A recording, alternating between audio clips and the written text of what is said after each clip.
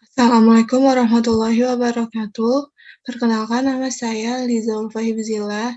Saya dari Prodi S1 Kebidanan. Di sini saya akan menjelaskan materi tentang pertemuan ANFIS, anatomi fisiologi, dari pertemuan pertama sampai dengan pertemuan terakhir. Oke, ini saya akan menjelaskan tingkatan organisasi dalam tubuh manusia. Oke, next ya.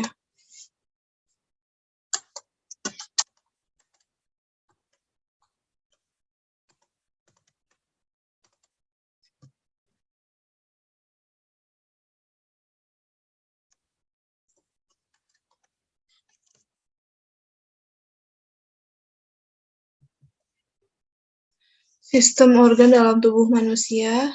Yang pertama ada sistem integumen, ada sistem skeletal, ada sistem muskular, ada sistem endokrin, ada sistem kardiovaskular, ada sistem limfatik, ada sistem pernafasan, ada sistem pencernaan, ada sistem perkemihan, ada sistem reproduksi pria, ada sistem reproduksi wanita. Terus yang terakhir adalah sistem pernafasan. Sifat-sifat manusia sebagai makhluk hidup. Yang pertama, iritabilitas atau responsifan, kemampuan untuk merespons rangsang yang berasal dari dalam atau dari luar lingkungan. Konduktivitas, kemampuan untuk melakukan atau mentransmisikan iritabilitas atau rangsang dari satu sisi ke sisi lain. Yang ketiga, menggerakkan hasil dari penyusutan atau pengurutan sel, dan sifat ini berkembang dengan baik terutama dalam sel otot. Yang keempat, pertumbuhan adalah pertumbuhan ukuran sel individu atau pertumbuhan jumlah sel. Yang kelima, reproduksi adalah kemampuan makhluk hidup untuk berkembang atau melangsungkan keturunan. Metabolisme adalah jumlah total dari seluruh reaksi kimia yang terjadi pada makhluk hidup. Anatomi rangka pada sistem muskuloskeletal. Muskuloskeletal berasal dari kata muskul atau muskular, otot, dan kata skeletal atau rangka atau tulang. Ilmu yang mempelajari jaringan otot tubuh yaitu miologi, ilmu yang mempelajari tentang rangka manusia. Jadi skeletal itu yang mempelajari otot manusia atau rangka atau otot. Dan fungsi dari skeletal itu memberi bentuk pada tubuh, melindungi organ atau jaringan vital yang ada di dalamnya. Nah, struktur tulang itu ada periosteum, ada tulang kompak, ada tulang spongiosa. Klasifikasi pada tulang orang dewasa. Yang pertama ada tulang aksial. Tulang tengkorak fungsi melindungi otak, organ pendengaran, dan organ penglihatan. Terus tulang kranikal membentuk arganium. Tulang fasial membentuk mata, hidung, dan juga rahang. Tulang telinga terdiri dari 3 tulang kecil yang berada di bagian tengah, yaitu fungsinya menerima dan mentransmisikan impuls suara. Terus yang terakhir tulang hyoid. Tulang hyoid itu berbentuk seperti U, terletak di antara laring dan mandibula. Fungsinya tempat melekat beberapa otot mulut dan lidah. Proses menelan pada jumlah hanya ada 1 pada setiap manusia. Dan tulang kolumna vertebrata. Tulang kolumna vertebrata fungsinya menyangga berat tubuh seperti kepala, bahu, dan juga dada, menyeimbangkan berat badan tubuh, menghubung bagian atas dan juga bawah, membantu dalam proses pergerakan dan juga posisi, tempat melekat ligamen, otot, dan juga tendon, melindungi persyarafan, menyimpan mineral, memproduksi sel darah merah. Tulang kerangka dada fungsinya pelindung bagian organ-organ penting terdapat pada dada. Tulang appendikular. Yang pertama ada pectoral, ada ekstremitas, ada pelvic. Klasifikasi menurut Caldwell dan malah bentuk panggul menjadi 4. Ada panggul ginekoid, ada panggul android, ada panggul antropoid, ada panggul pyeloid. Klasifikasi tulang berdasarkan jenis tulang. Ada tulang pipa atau tulang panjang, berbentuk pipa atau tabung dan biasanya berongga. Terbagi menjadi 3, ada bagian tengah disebut diafisis, kedua ujungnya disebut epifisis, di antara epifisis dan diafisis disebut cakra epifisis. Contoh tulang pipa yaitu ada tulang tangan, tulang kaki, ada tulang hasta, tulang paha. Terus yang kedua, tulang pipi. Tulang pipi berbentuk lempengan tersusun atas dua lempengan tulang kompak dan tulang spons berisi sumsum tulang. Tulang pipi menyusun dinding rongga sehingga berfungsi sebagai pelindung atau memperkuat. Terus contohnya tulang rusuk atau kosta, tulang berikat, tulang dada, dan juga tulang tengkorak. Yang ketiga, tulang pendek. Ukurannya pendek seperti kubus. Dapat ditemukan pada pangkal kaki, pangkal lengan, dan juga ruas-ruas tulang belakang. Yang keempat, tulang tak berbentuk. Tulang ini terdapat di bagian wajah dan tulang belakang. Kelainan atau gangguan pada muskuloskeleta. Ada low back pain, ada tension neck, ada acute torticollis, ada acute disorder, ada chronic disorder, ada traumatic disorder. Terus selanjutnya adalah anatomi otot pada sistem muskuloskeletal. Sistem otot adalah ilmu yang mempelajari tentang muskul atau jaringan otot-otot tubuh adalah miologi. Fungsi sistem muskuler adalah menopang tubuh dan mempertahankan postur, menghasilkan pergerakan otot, produksi panas, dan fungsi sistem otot manusia. Melakukan gerakan tubuh, membantu dalam peredaran dalam manusia, pernafasan, proses pencernaan, persalinan, keseimbangan, mengatur proses tubuh. Ciri-ciri sistem muskuler itu kontraksilitas, ada eksitabilitas, ada ekstensibilitas. Struktur mikroskopis otot rangka, epimysium, perimysium, fiofibril, myosin, aktin, endomysium. Jenis-jenis otot ada 3. Yang pertama adalah otot polos, yang kedua otot lurik, yang ketiga otot jantung. Tendon adalah tali atau urat daging yang kuat yang bersifat fleksibel, yang terbuat dari fibrosprotein atau kolagen. Tendon berfungsi melekatkan tulang dengan otot atau otot dengan otot. Hipertrofi yaitu membesarnya otot karena terlalu seringnya berolahraga, sehingga dia menyebabkan otot-ototnya membengkak karena terlalu sering ototnya dilatih. Atrofi yaitu gangguan akibat otot mengecil karena otot tidak digunakan atau tidak digerakkan sehingga otot akan mengecil. Lalu distrofi otot yaitu penurunan kemampuan otot karena kelainan genetik. Anatomi sistem kardiovaskuler. Sistem kardiovaskuler merupakan sistem organ untuk memindahkan zat amino, elektrolit, hormon, sel darah dari menuju sel-sel tubuh manusia. Sistem peredaran darah juga merupakan bagian dari kinerja jantung dan jaringan pembuluh darah atau sistem kardiovaskuler. Sistem kardiovaskuler terdiri dari ada jantung, pembuluh darah, saluran limfa. Jantung adalah pompa berotot di dalam dada yang bekerja terus-menerus tanpa henti memompa darah ke seluruh tubuh. Fungsinya pompa ganda agar terjadi aliran darah pembuluh darah yang disebabkan adanya pergantian antara kontraksi sistolik dan relaksasi diastolik. Struktur jantung dinding jantung terdiri dari 3 lapisan berbeda antara lain perikardium, miokardium, endokardium. Ruang jantung terdiri atas atrium, ventricle. Atrium serami berdinding tipis dan atrium kanan, atrium kiri. Ventricle birik atau berdinding tebal. Ventricle kanan atau ventricle kiri. Katup jantung ada 2 yaitu katup atrioventrikuler dan katup semilunar. Pembuluh darah jantung ada aorta, pembuluh darah yang keluar dari ventricle sinister. Ada arteri pulmonalis, adalah pembuluh darah yang keluar dari ventricle dextra. Vena cava superior adalah pembuluh darah yang membawa darah dari bagian atas jantung menuju atrium kanan vena. Cava inferior pembuluh darah yang membawa darah dari bagian bawah jantung menuju atrium dextra. Vena pulmonalis adalah pembuluh darah yang membawa darah dari paru-paru menuju atrium sinister. Arteri coronary dextra, arteri yang keluar dari aorta mensuplai darah untuk jantung kanan. Sedangkan arteri coronaria sinistra adalah arteri yang keluar dari aorta mensuplai darah untuk jantung yang kiri. Lalu tekanan darah, tekanan daya dorong darah ke seluruh dinding pembuluh darah pada bagian yang tertutup. Tekanan terdiri dari tekanan sistolik, diastolik, tekanan pulsasi, tekanan arteri rata-rata. Tekanan sistolik, tekanan maksimum darah. Sedangkan tekanan diastolik, tekanan pada dinding arteri pada saat jantung relaksasi, besarnya sekitar 60-90 mm.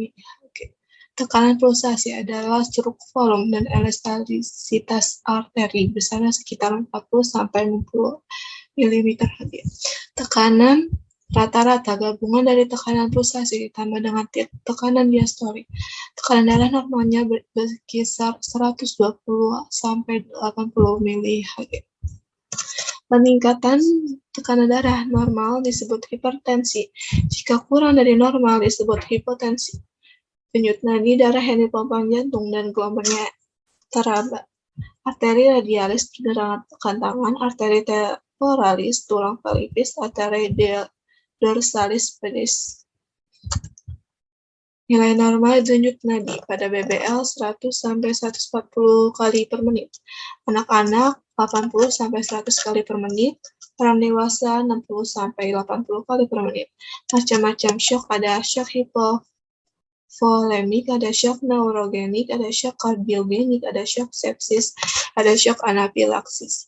Darah sel darah merah disebut eritrosit. Hemoglobin adalah protein pigmen merah yang terdapat dalam sel darah merah.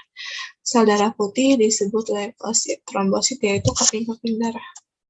Anatomi sistem pernafasan. Sistem mekanisme pertukaran gas oksigen yang dibutuhkan tubuh untuk metabolisme sel dengan karbon dioksida yang dihasilkan dari metabolisme. Sistem respirasi terdiri dari dua bagian, yaitu saluran nafas bagian atas, saluran nafas bagian bawah atau paru. Organ pernafasan ada hidung, faring, laring, trakea, bronkus, paru-paru. Terdapat 3 lengkungan tulang yang menonjol dilapisi mukosa antara lain concha nasalis superior, concha nasalis medium, concha nasalis inferior. Rongga hidung dikelilingi oleh sinus paranasalis, antara lain sinus maxillaris, sinus frontalis, sinus sphenoidalis, sinus ethmoidalis. Laring atau kotak suara merupakan bagian saluran pernafasan yang terletak antara orofaring, trakea, bronkus, organ percabangan bronkus. Letak paru-paru di rongga dada bagian atas, di bagian samping dibatasi oleh otot dan rusuk, lalu di bagian bawah dibatasi oleh diafragma yang berotot kuat. Paru-paru dibungkus oleh selaput bernama pleura. Pleura dibagi menjadi dua, ada pleura visceralis, ada pleura parietalis. Alveolus, kumpulan alveoli. Alveoli merupakan tempat pertukaran udara O2 masuk ke dalam darah dan CO2 dikeluarkan dari darah. Mekanisme pernafasan. Fase pernafasan terbagi menjadi dua, yaitu inspirasi, proses masuknya udara ke dalam pernafasan. Ekspirasi, proses keluarnya pernafasan. Anfis, sistem pencernaan. Pencernaan saluran panjang kurang lebih dari 9 meter yang terlebih dalam proses mencerna makanan. Fungsinya menerima makanan dari mulut, memecah makanan menjadi zat-zat gizi dan juga energi. Mulut merupakan suatu rongga terbuka tempat masuknya makanan dari air lidah, memiliki peran mengatur letak makanan di dalam mulut. Fungsinya mengecap rasa makanan, memindah makanan, membantu menelan makanan, mengucup lidah. Kuncup pengecap pada lidah disebut papila, lidah yang merasakan manis disebut ujung lidah, peka asam dan asin di pinggir lidah, peka rasa pahit di pangkal lidah. 4 jenis papillae pada lidah yaitu papillae filiformis, papillae fungiformis, papillae foliate, papillae circumvallate. Kelenjar ludah ada 3, kelenjar saliva, itu kelenjar tiroid, sublingual, dan juga kelenjar submandibular. Faring, rongga yang menghubungkan rongga mulut dan esofagus. Bagian faring ada nasofaring, orofaring, laryngofaring. Esofagus atau kerongkongan saluran berbentuk tabung otot yang menghubungkan rongga mulut dengan lambung. Lapisan lambung ada mukosa, submukosa, serosa. Sel-sel yang melapisi lambung adalah lendir, ada asam klorida dan juga pepsin. Usus halus posisinya terletak di sentral bawah abdomen sekitar 3 meter sampai 2,5. Lapisan usus halus ada lapisan mukosa sebelah dalam, lapisan otot melingkar muskulus sirkuler, ada lapisan otot memanjang, ada lapisan serosa. Usus halus terdiri dari 3 bagian, ada usus 12 jari, ada usus kosong, ada usus penyerapan. Usus besar terbagi menjadi 3, ada kolom ascendent, kolom transversum, ada kolom descendent. Rektum, lubang tempat pembuatan feses dari tubuh. Organ aksesoris pencernaan ada hati, kantung empedu, dan juga pankreas. Anatomi fisiologi sistem panca indera. Sistem panca indera ada indera penglihatan yang atau mata, indera peraba atau kulit, indera pengecap atau lidah, indera pendengaran. Indera pendengaran adalah bagian dari organ sensori khusus yang mampu mendeteksi berbagai stimulus bunyi. Struktur telinga terbagi menjadi 3, telinga luar, tengah, bagian dalam saraf pendengaran, nervus auditory. Fungsinya mengumpulkan sensibilitas atau bagian vestibuler rongga. Indera penciuman ada hidung adalah indera yang kita gunakan untuk mengenali lingkungan sekitar atau sesuatu dari aroma yang dihasilkan. Ada sistem reproduksi wanita. Genitalia externa, valua, area genitalia eksternal wanita yang membentang dari mons pubis sampai tepi perineum. Mons pubis atau mons veneris bagian yang menonjol meliputi simfisis yang terdiri dari jaringan atau lemak. Labia mayora, kelanjutan dari mons pubis berbentuk lonjong. Kedua bibir ini bertemu di bagian bawah dan membentuk perineum. Labia mayora bagian luar tertutup rambut yang merupakan kelanjutan dari rambut pada mons pubis. Labia minora, ciri-cirinya jaringan tipis di bawah labia mayora, tidak mempunyai folikel rambut, membentang dari bawah klitoris sampai dengan forecheck. Terdapat banyak pembuluh darah atau saraf.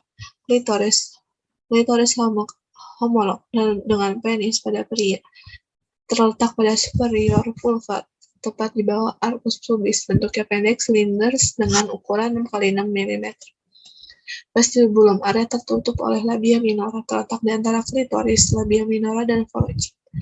Himen, selaput darah, terdiri dari jaringan ikat kolagen atau elastik. Jaringan tipis yang menutupi sebagian besar dari liang senggama di tengahnya berlubang supaya kotoran menstruasi dapat mengalir keluar. Pada saat masih gadis, himen masih utuh tanpa robekan. Perineum, darah muskuler yang ditutupi kulit, terletak antara uterus, vagina, dan juga anus. Genitalia interna ada vagina, saluran muskular elastik mulai dari vestibulum sampai dengan cervix. Pada dinding vagina terdapat otot polos dan juga epitel squamosal. Cairan vagina bersifat asam dengan pH 4,5 dapat memberikan proteksi terhadap infeksi.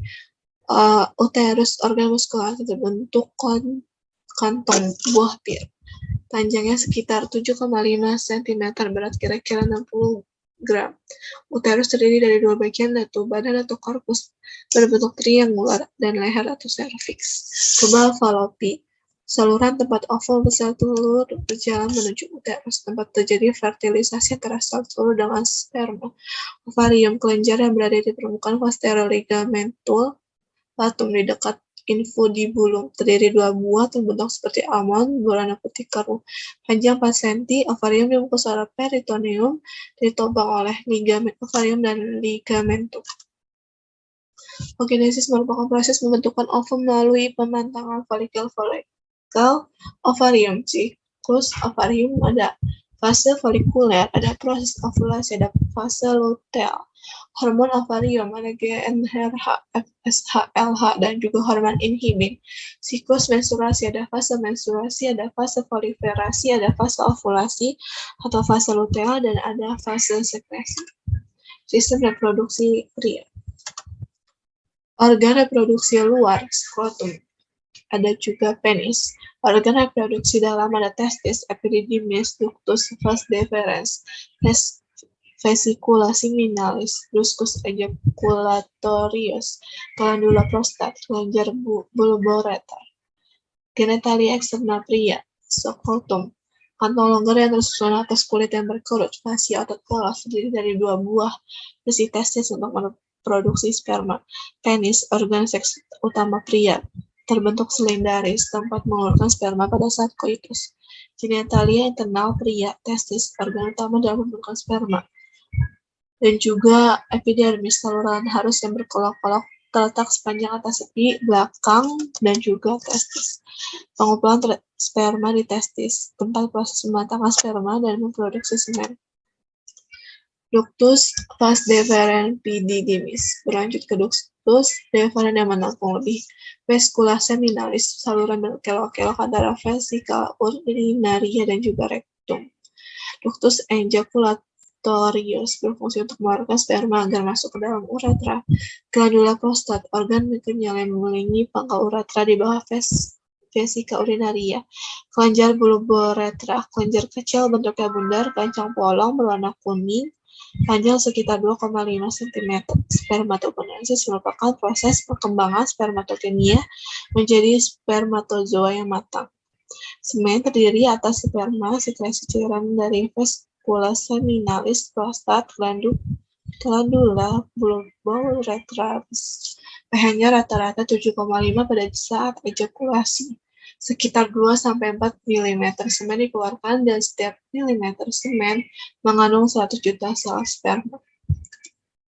Hormon pada pria, proses spermatogenesis distimulasi oleh testosteron, ada LH, luteinizing hormon, diskresi oleh kelenjar hipofisis interior, ada FSH, follicle stimulating hormon, atau diskresi oleh sel kelenjar hipofisis anterior, ada estrogen dibentuk oleh sel sertoli ketika distimulasi oleh FSH. Hormon pertumbuhan atau growth hormone untuk mengatur metabolisme testis.